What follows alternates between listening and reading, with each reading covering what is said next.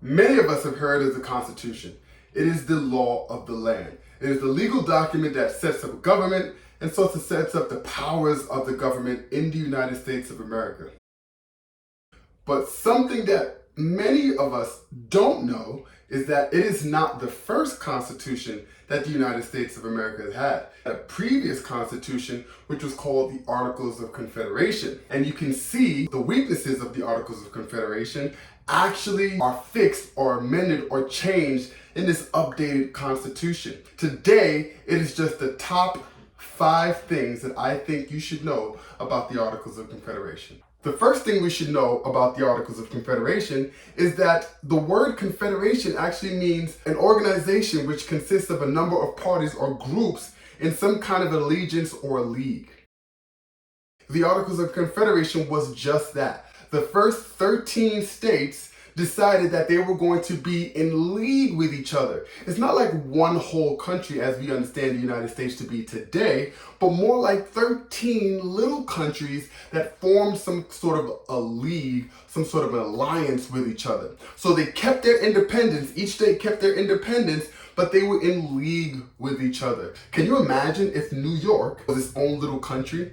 You know what? What's that? Life in New York here is pretty doggone good. Ooh, life is good. The economy's great. We're taking money and we're moving it over here and we're making more money. We're taking people's money and making more money with it. We're taking the South's money and making money with it.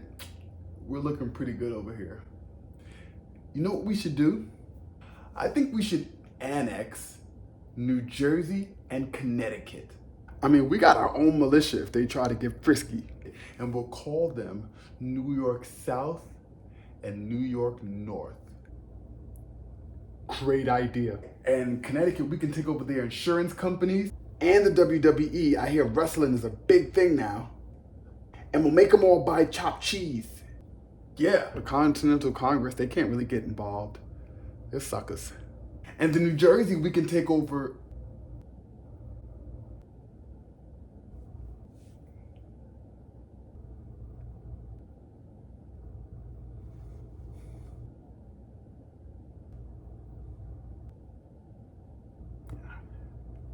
it's still a great idea.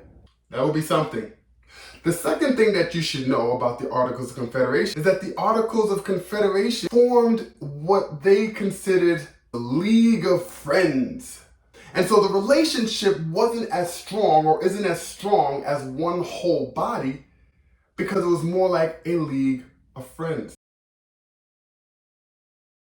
You have to remember the colonies just broke away from a really toxic relationship with Britain, so they really wanted to make sure that each state had its own independence and that there was no sort of central powerful government that was in charge. And so that's why each little state was its own sort of country, so to speak, within a union or within a friendship. The third thing we should know about the Articles of Confederation is that the Articles of Confederation did not allow for a central government to collect taxes from each of the individual states. The states themselves were responsible for taxing the people of that state and then rendering off some money to the central government. Oh, hey guys, is this New York? Well, we're gonna need some money to pay off some of the war debts that we've had. I'm the central government.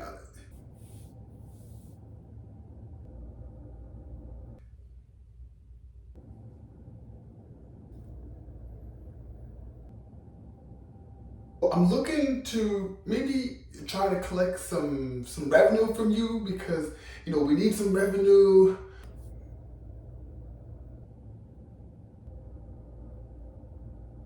We haven't had a lot of luck with collecting money from you guys, so we're just hoping to be able to get some soon.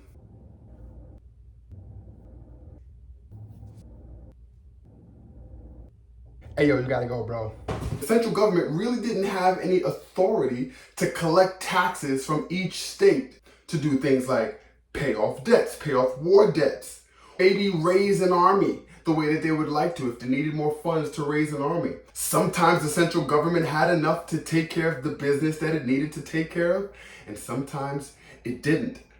The fourth thing we should know about the Articles of Confederation is that there wasn't a call for a president-like figure. Again, I'm going to keep going back to this. After the colonies sort of threw Britain out, the colonies did not want to build into their new government anything that looked like a king. There was no president, in fear that this president would have assumed the same sorts of power that the King of Britain did. The closest role of a president was sort of like the head of Congress, and their role had virtually no power. It was merely a ceremonial role, kind of like Mike Pence did on January the 6th. So they did things like call Congress into order, they presided over the Congress, but they didn't really have any real power because, again, and I'll keep stressing this, that the colonies didn't want anything that even remotely looked like a king. The fifth thing that you should know about the Articles of Confederation, it was set up as a very weak government. Again, these colonists were really afraid of any sort of overbearing, controlling government. And so rebellions were really hard to squash. And one of the straws that broke the camel's back, so to speak, was an event called Shays' Rebellion that happened in Massachusetts, where, some local farmers who, had it rough, marched on the state capital of Massachusetts and sort of laid waste to everything. And it was difficult for the local officials to handle that insurrection or that rebellion because they were ill prepared, they were ill equipped, and they just didn't have enough power to be able to go in and squash that rebellion. So there was no president at the time, they had a very weak government, and it was hard to squash rebellions.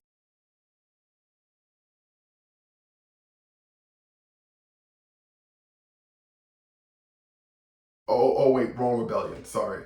You'll see slight changes in the Articles of Confederation where you'll see the president will have control over the state militia to handle insurrections. The Articles of Confederation didn't have this power to do so. These are the top 5 things that you should know about the Articles of Confederation. And you'll see when we talk about the Constitution how some of these issues were amended or fixed or changed to be able to have a smooth, working, and running government, to do exactly what the Declaration of Independence wanted it to do, which was secure the freedoms and rights of the governed, including life, liberty, and a pursuit of happiness.